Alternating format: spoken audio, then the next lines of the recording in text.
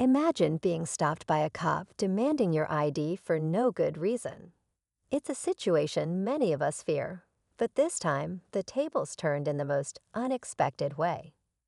In this episode of Asterisk, Best ID Refusal that led to cops getting owed asterisk, we dive into a tense encounter where knowing your rights becomes the ultimate game changer.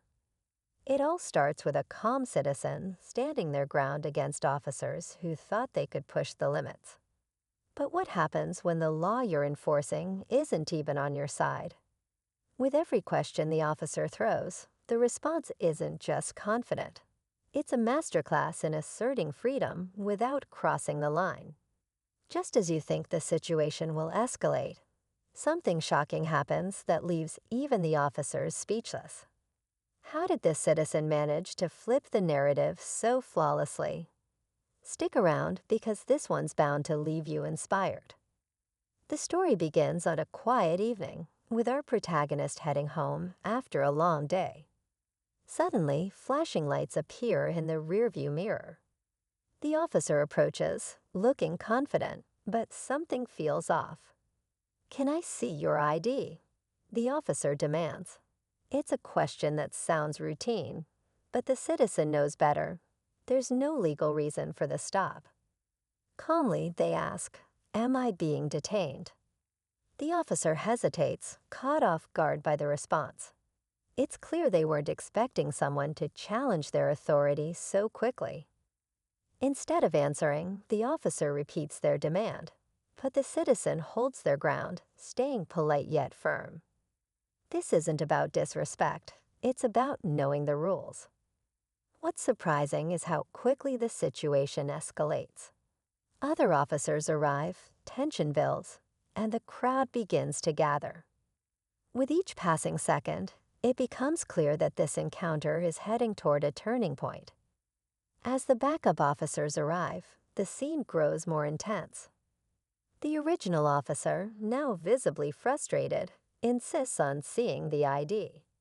"We just need to verify who you are," they say, trying to sound authoritative.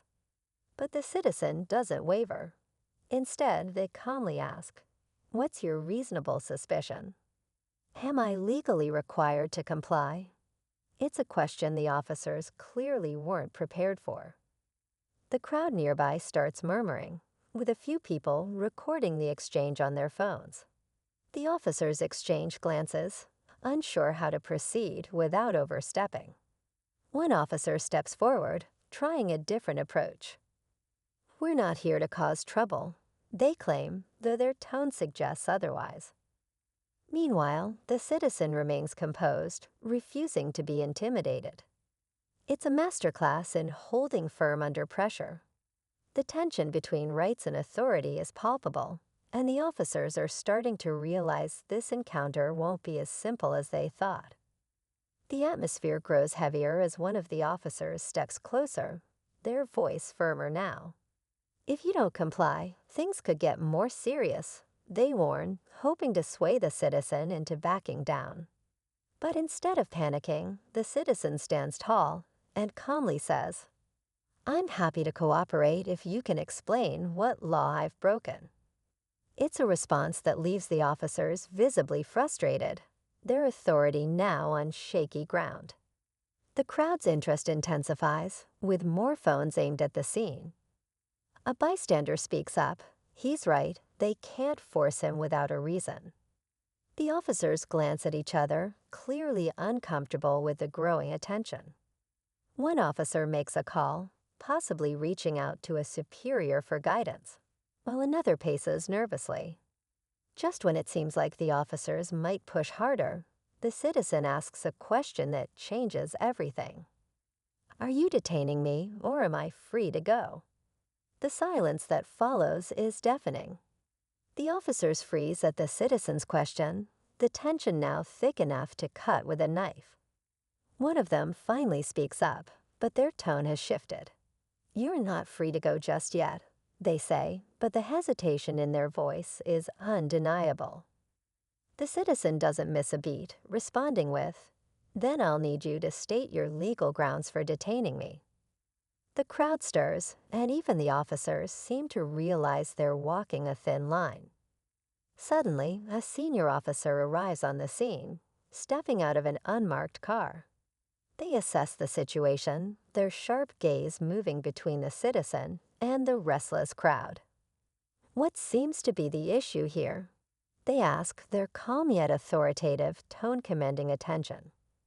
The junior officer stammers, attempting to explain, but their reasoning sounds weak even to the onlookers. Then comes the twist. Someone in the crowd speaks up, revealing they're an attorney familiar with the local laws. "You have no legal basis to detain him." The voice rings out. The officers exchange panicked looks, realizing this encounter just became far more complicated. The stakes are higher than ever, and the tension continues to climb. The senior officer pauses for a moment, clearly weighing their options. They approach the citizen directly, their tone measured but firm. "Listen, we just need to confirm everything checks out, and you'll be on your way," they say, trying to de-escalate the situation. But the citizen, still calm and composed, responds, "With all due respect, the law doesn't allow you to detain me without cause.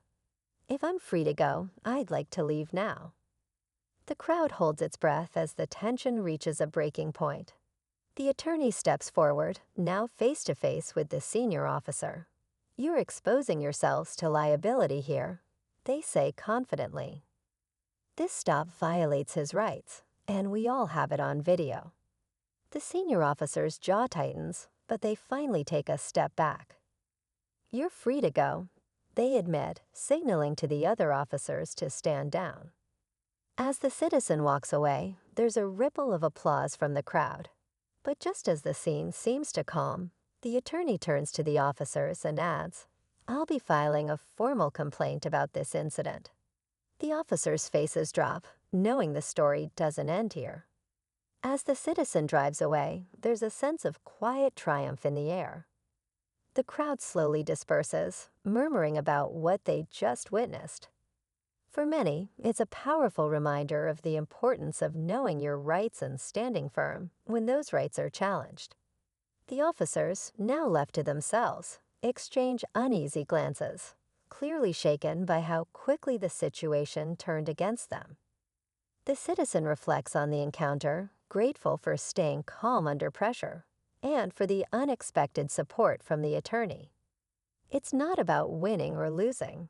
It's about accountability and ensuring that authority is exercised within the bounds of the law. The video of the incident later circulates online, sparking conversations about civil rights and police accountability. It's a story that inspires others to educate themselves and speak up when something doesn't feel right. Sometimes the most powerful tool is simply knowing the law.